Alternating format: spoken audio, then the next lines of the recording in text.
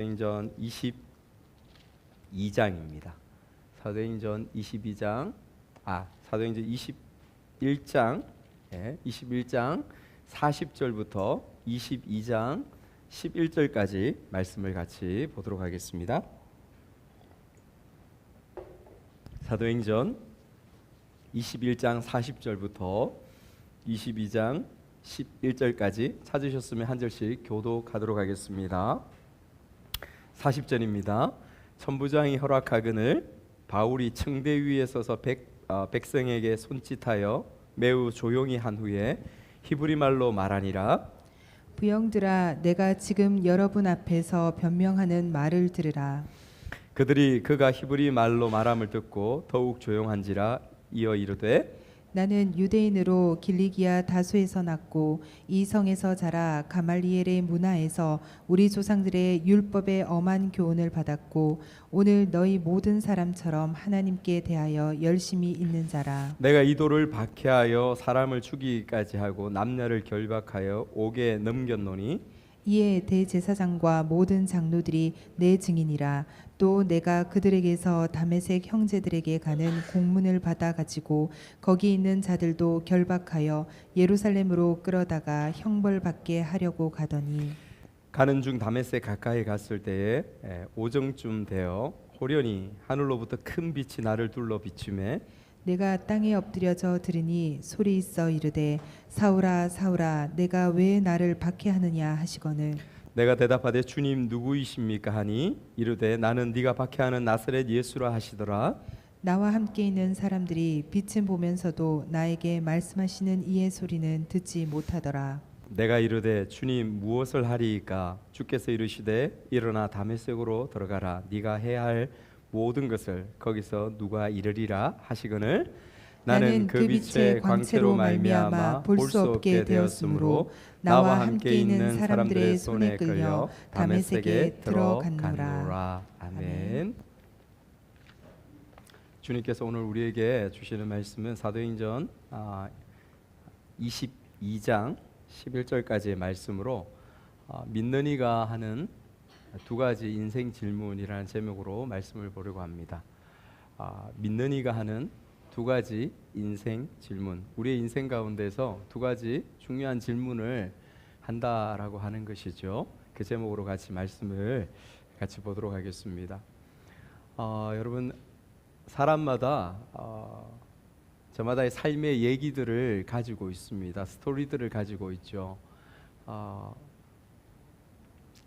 뭐 어릴 때도 마찬가지지만은 우리 집사님들처럼 인생의 경륜이 어느 정도 쌓이고 살아오신 분들은 지난날에 살아온 삶의 걸음들에 대해서 되돌아보면서 우리 자녀들에게 이야기를 들려주기도 하고 그 이야기들 가운데서 추억들이 있고 너 어렸을 때 어땠다, 너로 인해서 이랬다 저랬다 이야기하면서 때로는 많이 웃기도 하고 또 그 웃음이 너무도 많아가지고 눈물이 우리의 눈에 또 눈물이 흐르기도 하고 감동되는 부분들도 있고 저마다의 스토리들이 우리 인생 가운데 있습니다. 우리 주일학교 친구들도 지금 여러분들이 살아가는 지금의 시간, 지금의 이 시간들이 나중에 우리 부모님 세대와 같은 그러한 시간들이 되어지면 여러분들도 지금의 시간들에 대해서 추억하게 되고 기억하게 되고 같이 나누게 되고 여러분들이 결혼해서 자녀를 낳으면 그 자녀들과 함께 그러한 이야기들을 나누는 시간들이 있을 거예요. 우리의 인생 가운데 그것이 스토리입니다. 살아가는 삶의 흔적이었죠. 2주 전에 제가 그 서울에 장례가 나서 잠깐 다녀왔었습니다. 제가 이전 교회에 있을 때에 그 제자 훈련을 시켰던 분의 그 아내분이 소천을 하셨어요. 굉장히 갑작스러운 소식이었습니다. 지난주에 칼럼에도 약간의 내용들을 기록해 놓았었는데 갑작스러운 소식에 놀라서 월요일날 바로 일찍 서울로 올라갔었습니다. 이 남편분은 어떤 분이냐면 처음 제가 사역하던 이전 교회에 오셨을 때에 이분은 여기 가까이 있는 대학교의 교수님이셨어요. 교수님이고 그래서 교수님이라서 그런지 굉장히 비판력이 굉장히 뛰어나신 분이셨습니다. 얼마나 까칠하시든지요.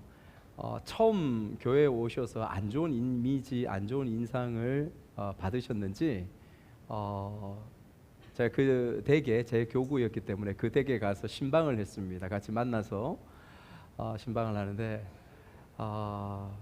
처음부터 첫 시간부터 그 처음 교회에 와서 받았던 이미지 그리고 들었던 얘기 이런 부분들을 막 쏟아내시면서 그동안 당신이 가지고 계셨던 교회에 대한 안 좋은 생각들, 안 좋은 이야기들을 막 쏟아내시면서 저한테 죄 없는 저한테 막 첫 시간에 막 뭐라 하시는 거예요.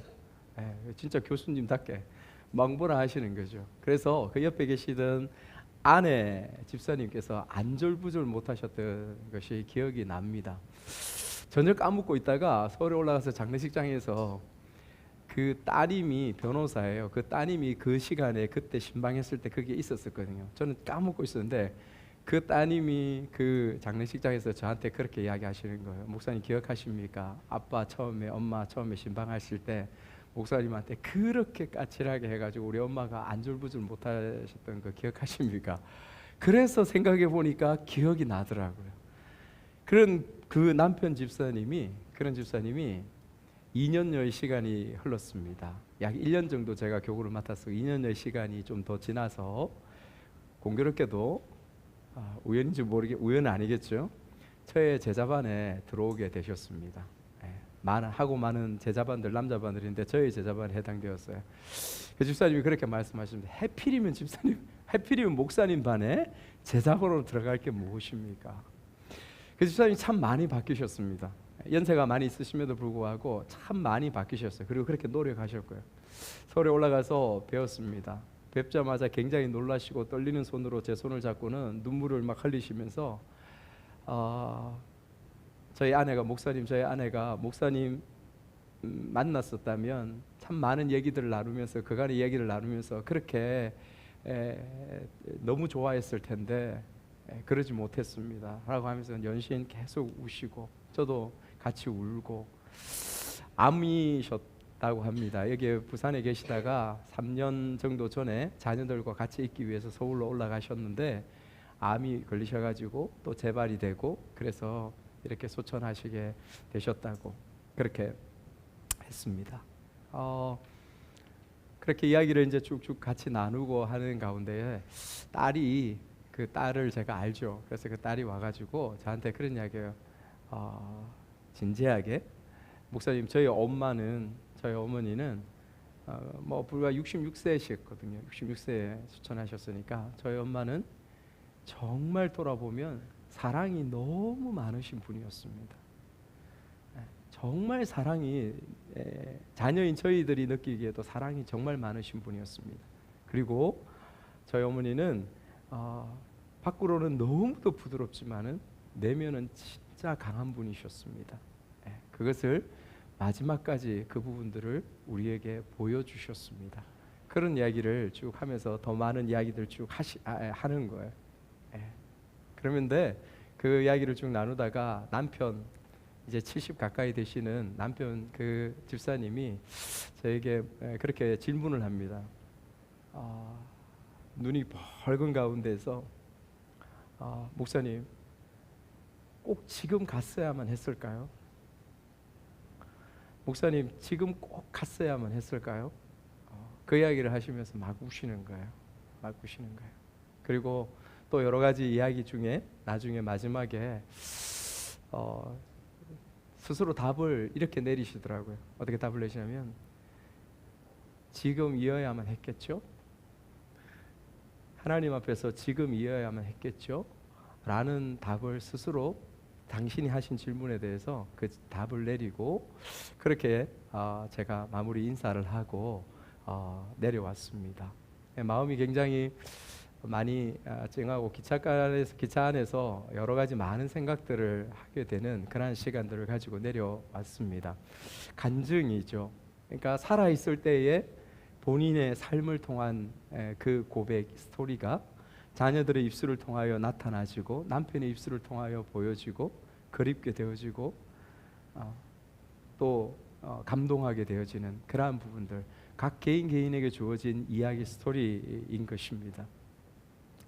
여러분, 그리스도인들에게, 예수 믿는 우리에게 각자마다 스토리가 있다고 했습니다. 그것을 간증이라고 합니다. 특별히 왜냐하면 세상에서는 자기 이야기를 많이 하거나 자기 이야기를 다른 사람에게 들려줄 때 그것은 목적들이 있습니다. 자기 자신을 피하라거나 자기 자신을 드러내거나 또는 그렇게 함으로써 내가 물건 하나를 더 팔거나 하는 그러한 목적들이 세상 사람들 가운데에는 있습니다. 그러나 그리스도인들이 자기의 이야기를 하는 이유는 오직 유일한 한 가지 이유 때문에 그렇습니다. 그것은 내 삶에, 여러분 삶에 동행하시고 함께 하시는 살아계신 그 하나님을 보여주고 내 삶의 스토리로 인하여서 그것을 전해주고 하는 그러한 목적이 그곳에 유일하게 있는 것입니다. 바울이 지금 그 간증 가운데 오늘 본문 가운데 나아갔습니다. 여러분, 바울이 백성들 앞에, 유대인들 앞에 다시 섰습니다. 엄청나게 두들겨 맞고 죽을 만큼 두들겨 맞고 몸이 만신창이가 되고 마음이 만신창이가 된 그 가운데서도 바울은 물러서지 않고 다시 그 유대인들 앞에 서는 것을 여러분 한번 생각해 보십시오. 분하고 밉고 지긋지긋할 것도 같은데 바울은 전혀 그렇지 않습니다. 다시 그 앞에 나아가는 바울의 그 심정과 바울의 그 모습을 여러분 한번 지금 떠올려 보시고 생각해 보시면 좋을 것 같습니다. 여러분 1절 말씀을 한번 읽어볼까요? 바울이 이렇게 서서 이야기합니다. 1절 시작. 부형들아, 내가 지금 여러분 앞에서 변명하는 말을 들어라. 히브리 말로 그렇게 했습니다. 천부장 앞에서는 헬라 말로 이야기를 하였고 유대인들 앞에 서자마자 그들 앞에서 그들이 통용되는 히브리 말로 그렇게 말했다고 말씀하고 있습니다. 그러니까 이 히브리 사람들, 이 유대인들이 귀를 쫑긋하고 듣지 않겠습니까? 그래서 바울이 그때부터 자기의 이야기를 합니다. 내가 어떤 사람이고 어떤 존재였다는 것을 말씀하고 있죠. 나는 길리기아 다소에서 여러분 길리기아 다소에서 태어나서 이 성에서 자랐다. 이 성이 어딜까요? 예루살렘 성입니다. 그래서 학자들은 약 14세 정도의 바울이 길리기아 다소, 지금의 터키입니다. 예. 여러분, 제가 이 바울의 고향 그 집에 가봤어요. 2000년 전부터 그가 살았던 그 집터가 그대로 남아 있습니다. 예. 잘 보존되어 있어요. 수많은 순례객들이 그곳에 와서 보고 갑니다. 14세 정도 예루살렘 성에 와서 예루살렘에서 교육을 받고 자랐다라고 그렇게 하는 것이죠. 누구 밑에서? 가마리엘 문화. 여러분 가마리엘이라는 사람은 율법 학사예요. 그러니까 AD 1세기경에 뭐 예수님 그 당시죠. 가마리엘이라는 아주 유명한 율법 학사가 있었습니다. 예루살렘에. 그 사람의 바로 밑에서 제자로 배웠다라는 것을 바울이 여러분 그것을 이야기하고 있는 것입니다.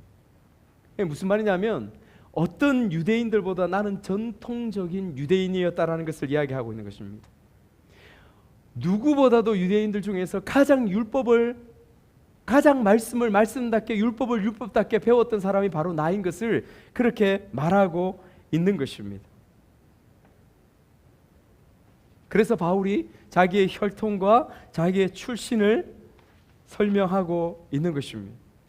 여러분 왜 이렇게 이야기할까요? 그 유대인들과 자신들 간에 공통점을 찾기 위해서 그렇습니다. 왜 공통점을 찾을까요? 바울의 이야기를 듣고 있는 그 유대인들로 하여금, 바울의 이야기를 듣고 있는 그 사람들로 하여금 공통점을 발견되어져서, 접촉점이 발견되어져서 그 사람들로 하여금 이 말씀을 들을 수 있는 기회를 제공하기 위해서 자기의 이야기를 하는 것입니다. 여러분 우리가 복음을 전할 때에 밖에 나가서 누군가를 만나고 어떤 사람들을 만나서 이야기를 들을 때 처음에 이야기를 듣습니다. 그럼 그 사람이 고향이 어디고 학교를 어디 나왔고 어떤 일을 하고 이야기를 듣다 보면 나와의 공통점이 있지 않습니까? 그 공통점으로부터 예수에 대한 이야기가 시작됩니다. 복음에 대한 이야기가 시작됩니다. 생명에 대한 이야기가 시작되죠. 바울이 지금 똑같이 그 같은 일을 하고 있는 것이죠.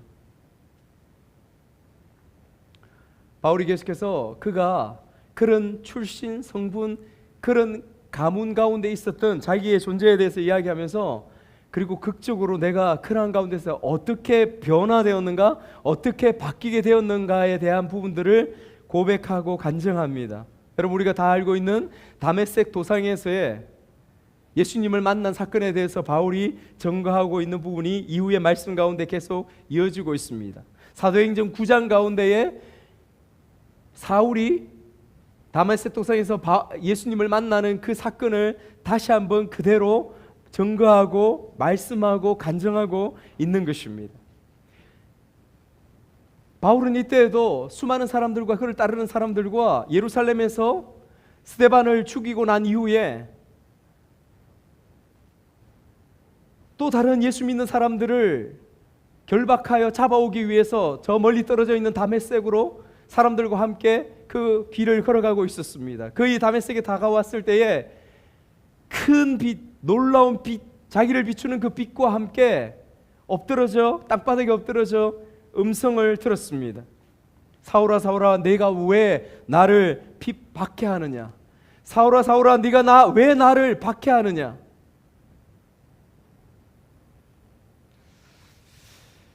여러분, 우리가 영화를 보면, 우리가 드라마를 보면 한 주인공의 인생이 그냥 평이하게 흘러가거나 쭉 살아가다가 어떤 강력한 전환점을 만나지 않습니까?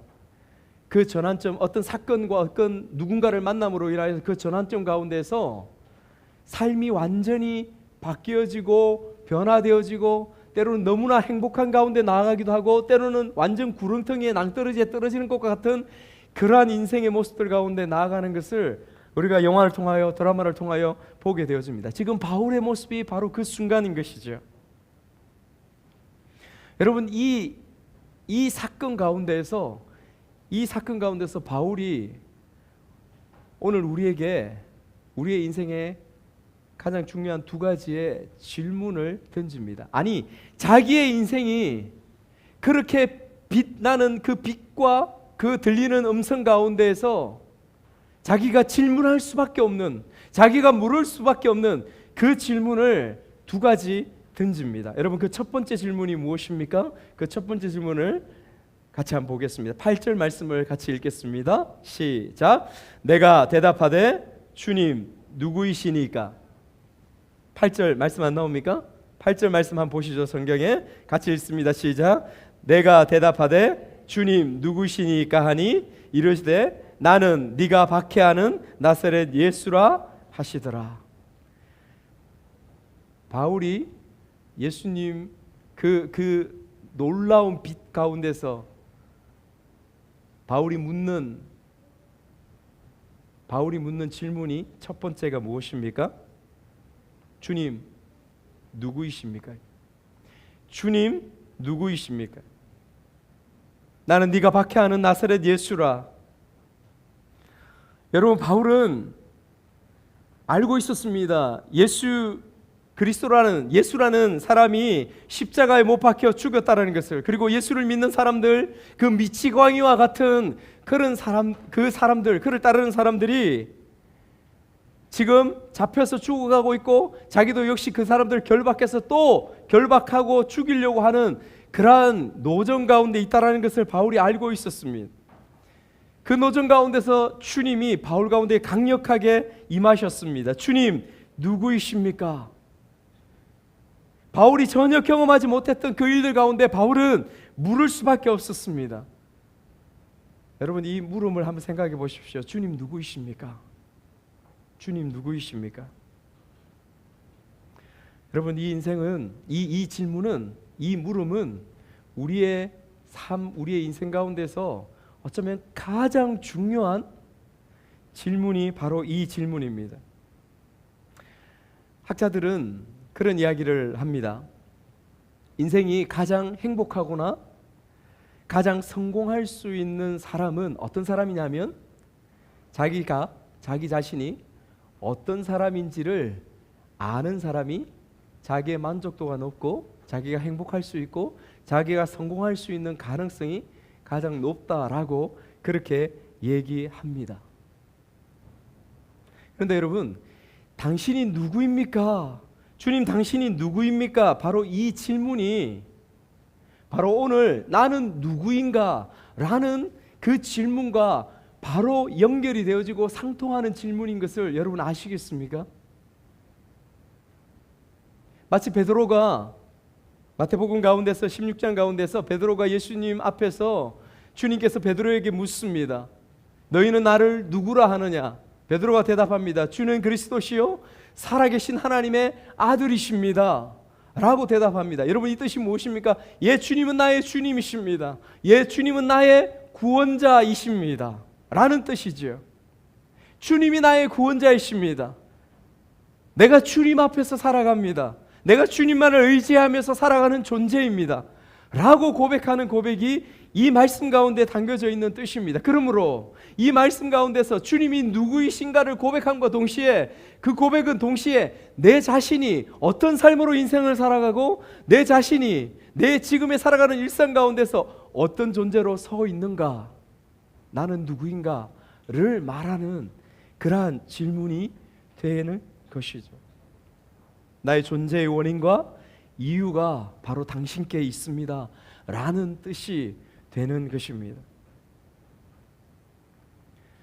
여러분, 그렇기 때문에 우리가 예수 그리스도를 만나고 예수님을 나의 주 나의 하나님으로 고백할 때에 우리 가운데서는 반드시 우리의 나이가 어리건 우리의 나이가 많건 상관없이 우리 가운데 있어야 될 질문은 무엇입니까? 그것은 주님, 당신은 누구이십니까? 라는 질문이 반드시 우리 가운데 있어야 했었습니다. 또한 여러분, 오늘 이 시간 가운데 그리고 앞으로 우리의 내일의 시간들 가운데에 항상 우리의 중심 가운데 있어야 될 본질적인 질문이 무엇이냐면 주님, 당신은 누구이십니까? 예수님, 당신은 누구이십니까? 이 질문이 우리 모두 가운데에 선명하게 분명히 있어야 될 줄 믿습니다. 왜냐하면 그때에 주님이 누구이신지를 알게 되기 때문에 그렇습니다. 그때에 예수 그리스도가 나의 구원자시요 나의 하나님이시요 나의 피할 바이시요 나의 전부가 되는 것을 여러분 우리가 비로소 알게 되기 때문에 그렇습니다. 여러분, 우리가 살아가면서 침체에 빠지지요. 특별히 영적인 침체에 많이 빠집니다. 때로는 믿는다는 것이 무엇인지 잘 모르는 분도 우리 중에 계실 수도 있고, 믿어도 소용없다는 생각이 우리의 삶의 현장들 가운데에서 순간순간 내 생각 속에 파고들어서 우리의 믿음이 흔들리는 그러한 상황들 가운데에 있는 분도 계실 수 있습니다. 그냥 종교생활, 삶의 일부분으로 여겨지는 분도 계실 것이고, 아직은 세상이 주는 즐거움들, 아직은 세상이 주는 어떤 만족들 가운데에서 즐거워하면서 그렇게 삶을 살아가고 있는 그러한 분도 계실 것입니다. 여러분, 바울을 보시면 바울 역시 이 다메섹 도상에서 예수 그리스도를 만나기 전까지는 어떠한 사람이었습니까? 그는 그의 만족과 그의 열심을 쫓아서 그렇게 인생을 최선을 다해서 살아가던 사람이 바로 바울이었습니다. 그의 열심을 쫓아서.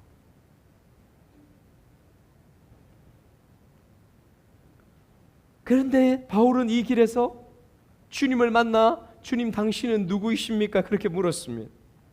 그래서 우리도 물어야 합니다. 지금 이 자리에서 주님, 당신은 누구이십니까? 도대체 어떤 분이십니까?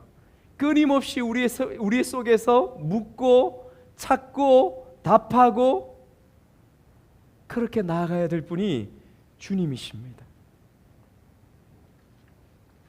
여러분, 이 질문 가운데서 우리가 주님을 답하지 못하고 우리가 주님을 발견하지 못하면 아쉽게도 우리 가운데 구원은 없습니다. 아쉽게도 우리 가운데 영생은 없습니다. 9절 말씀을 한번 여러분 읽어볼까요? 9절 말씀 가운데 이렇게 말씀해주고 있습니다. 같이 읽습니다. 시작. 나와 함께 있는 사람들이 빛은 보면서도 나에게 말씀하시는 이의 소리는 듣지 못하더라. 그렇게 질문하는 가운데에서 주님께서 대답하셨습니다. 나는 나사렛 예수라. 그런데 그 음성이 들려졌습니다. 하늘로부터 들려졌습니다. 빛과 함께 들려졌습니다. 그런데 여기서 바울이 증거하고 있는 선명하고 분명한 것은 무엇이냐면, 다른 사람들은 빛은 보면서도 그 환하게 둘러 비추어서 바울을 비추고 있는 그 빛은 사람들이 보면서 같이 땅바닥에 엎드려졌음에도 불구하고 소리는 들리지 못했습니다. 사람들은 듣지 못했지만은 누구는 들었습니까? 누구는 들었습니까? 사울 한 사람, 이 바울 한 사람은 그 소리를 들었습니다. 여러분, 이것이 무슨 의미일까요? 이것이 무슨 뜻일까요? 여러분, 빛은 보았습니다. 저는 묵상할 때 그런 마음이 들어지더라고요. 세상에 빛이신 하나님으로부터 주어지는 것이 우리의 삶 가운데 너무도 많습니다. 빛이신 하나님으로부터 우리에게 주어진 선하고 아름다운 빛과 같은 것들이 우리의 삶에 너무도 많습니다. 여러분들 앞에 놓여진 제 앞에 있는 이 성경 말씀이 가장 먼저 빛입니다. 빛입니다. 빛으로서 우리 가운데에 하나님께서 주셨습니다. 우리 마음 가운데, 여러분들의 마음 가운데 사랑이라는 것을 주셨습니다. 사랑의 마음을 주셨죠. 누군가를 좋아하고 누군가를 사랑하고 누군가를 섬기고 싶고, 여러분, 그 사랑의 마음이 빛입니다. 그런가 하면 우리 마음 가운데 선한 양심 또한 주셨습니다. 착하게 살고 싶고 연약한 이들을 위하여 도와주고 싶고, 그러한 마음을 우리 가운데 주셨습니다. 그 선한 양심이 여러분 빛입니다. 선하신 하나님으로부터, 창조주 하나님으로부터 이 땅에 주어진 모든 선하게 창조된 피조의 세계들, 피조물들이 우리 가운데 빛으로 주어져 있습니다. 그런데 더 중요한 것이 있다는 것입니다. 그 빛으로 주어진 모든 피조물들 가운데, 우리의 삶들 가운데서, 우리의 내면 가운데서, 이 말씀 앞에서조차도 하나님의 음성을 듣지 못하면, 그 빛 가운데서 분명하고 선명하게 말씀하시는 하나님의 음성을 깨닫지 못하고 듣지 못하는 인생이라면 그 가운데 소망이 없다라는 것입니다. 우리의 삶 가운데에서 예수 그리스도의 음성을 듣지 못하고 이곳에 나와 있는 사람은 한 사람도 없습니다. 목사님, 저는 주님의 음성을 듣지 못했습니다. 목사님, 저는 주님을 만나지 못했습니다. 그렇게 말할 수 있습니다. 그러나 여러분들이 이 예배의 자리, 하나님을 경배하고 예배하는 자리, 이 자리에 나와서 예배 드리고 있는 그 심령과 그 영혼과 그 양심이 이미 주님을 만나고 주님 앞에 구원받은 영혼으로 서 있는 것인 줄 믿습니다. 주님의 음성을 들은 것입니다. 주님의 음성 앞에 서 있는 것입니다.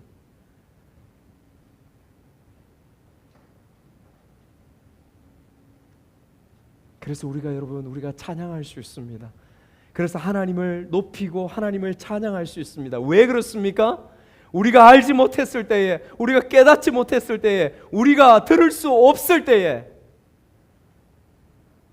우리의 귀가 열려서, 우리의 마음 문이 열려서 주님의 말씀을 듣고 주님의 음성을 듣고 주님 앞에 나와서 구원의 백성, 영원히 살아갈 존재로 주님 앞에 서게 됐다는 것, 그거 자체가 우리가 하나님을 경배하고 하나님을 찬양할 온전한 이유가 되지 않겠습니까?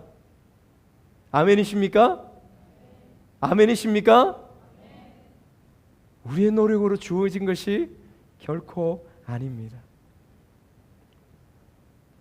여러분, 인생의 역전이 일어나는 이 다메섹 도상에서 바울은 두 번째의 질문을 합니다.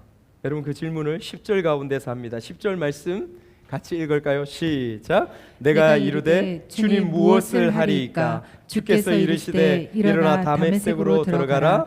네가 해야 할 모든 것을 거기서 누가 이르리라 하시거늘. 아멘. 첫 번째 질문이 주님, 당신은 누구이십니까? 그 질문을 하고 난 이후에 바로 바울은 두 번째 인생에 있어서 가장 중요한 본질적인 질문을 합니다. 그것은 무엇입니까? 주님, 무엇을 하리이까요? 주님, 그러면 내가 무엇을 합니까? 제가 무엇을 하면 좋겠습니까? 무엇을 해야 합니까? 여러분, 이 질문이 나의 주님 앞에서, 나의 하나님 앞에서 우리 모두가 해야 될 가장 중요하고 본질적인 우리 인생의 질문이 바로 이것입니다. 마치 우리가 역사의 드라마 가운데서 한 장군이 주군을 만났을 때에, 주인을 만났을 때 그 주군 앞에 엎드려져서 명을 내리십시오, 내가 어디든지 가겠습니다 라고 말하는 것과 똑같은 그러한 고백을 지금 바울이 하고 있는 것입니다. 여러분, 한번 생각해 보십시오. 저와 여러분들의 인생이 무엇일까요? 저는 확신합니다. 지금 두 번째, 주님 무엇을 하리이까? 라는 이 질문에 대한 답으로서 살아가는 우리의 지금 하루하루의 삶이 우리의 인생입니다. 아멘이십니까?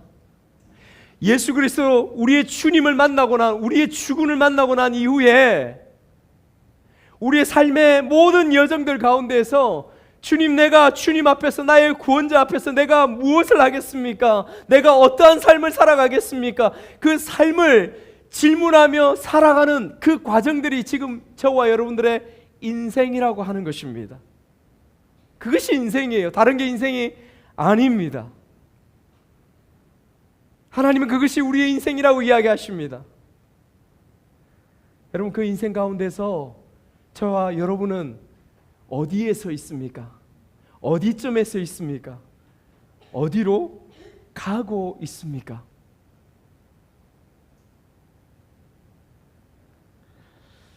여러분, 이것이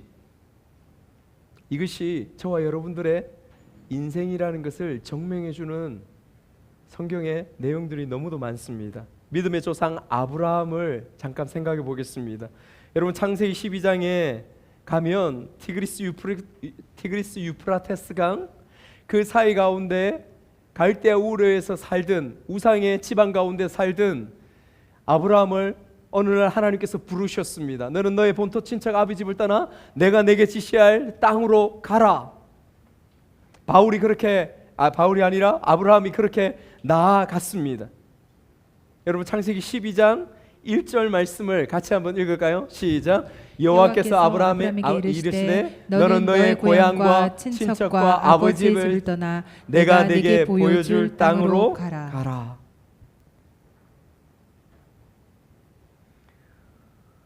계속해서 아브라함에게 이야기하셨습니다. 언약하시고 약속하셨습니다. 너는 큰 민족을 이룰 거야. 네가 열방의 아버지가 될 거야. 그래서 아브라함을 믿음의 조상이요 열국의 아비라고 말하는 것이죠.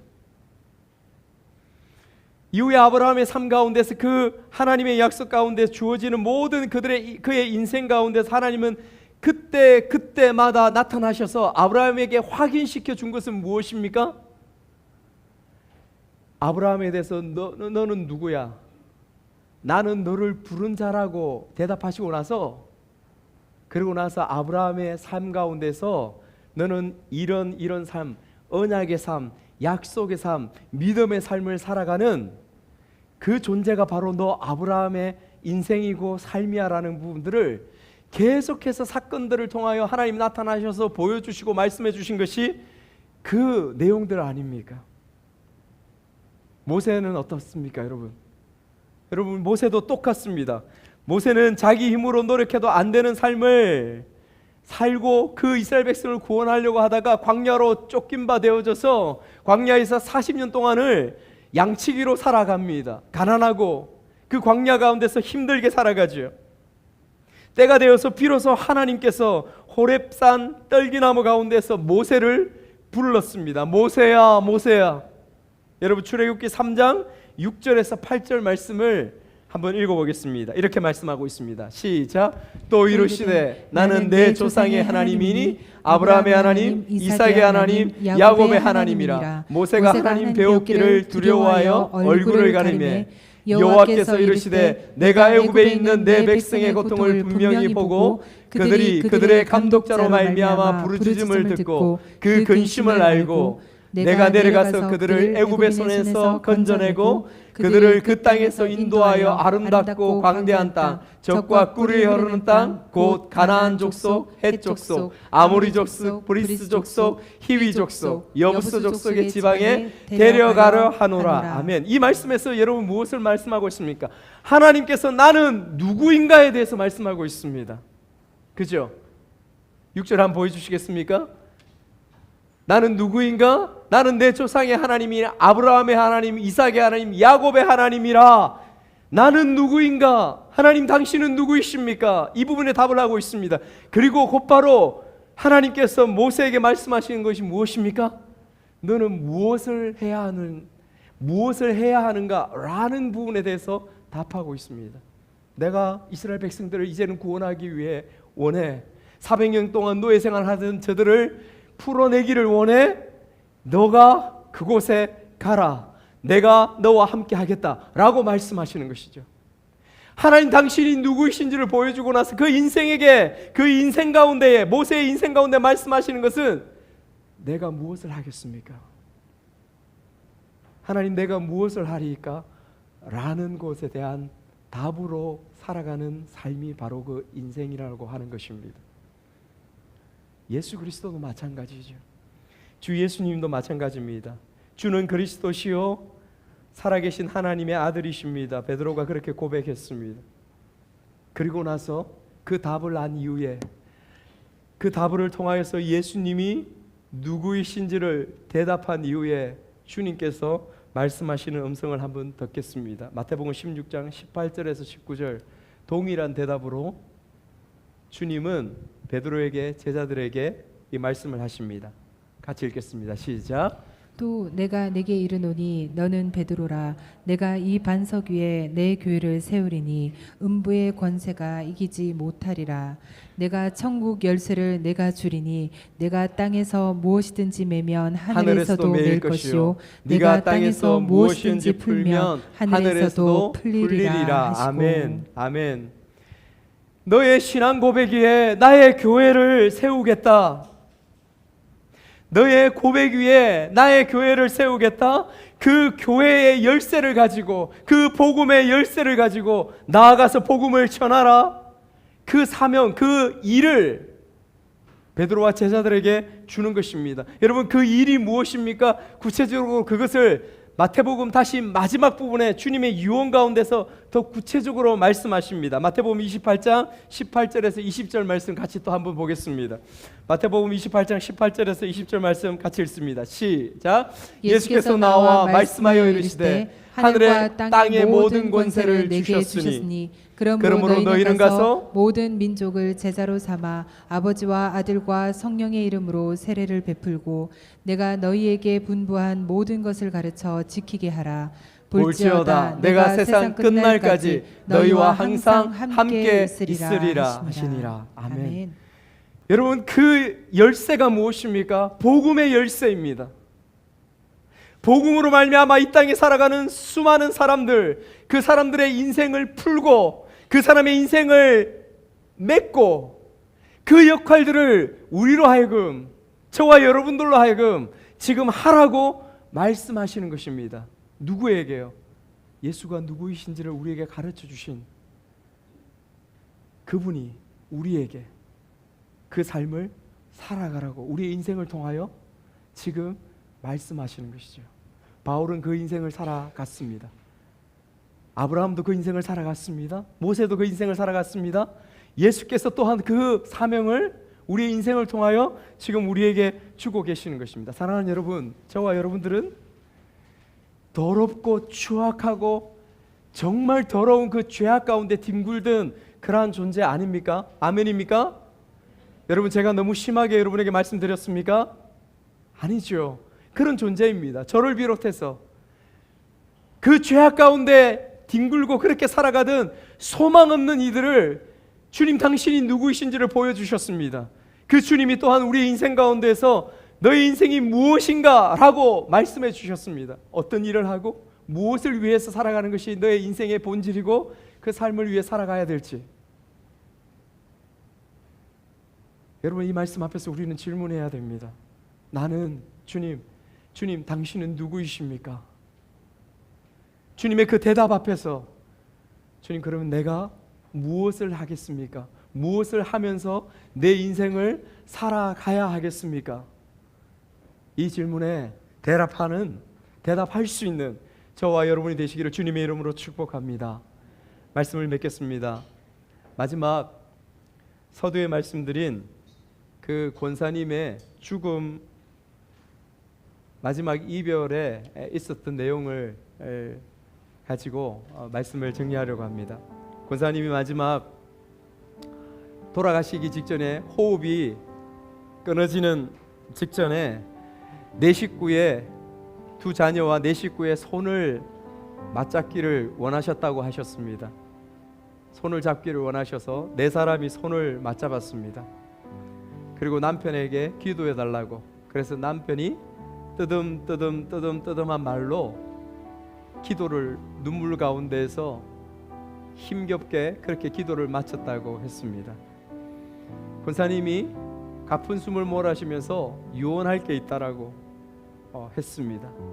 그 유언 가운데 첫 번째는 하나님을 더 깊이 사랑하라고, 두 번째는 여기 손잡고 있는 여러분들이 더 깊이 서로 사랑하라고, 그리고 세 번째는 이 믿음의 유산을 대대손손 전하여 달라고 그 유언을 하시고 다 같이 알겠다고 울고 있는 가운데에서 잠시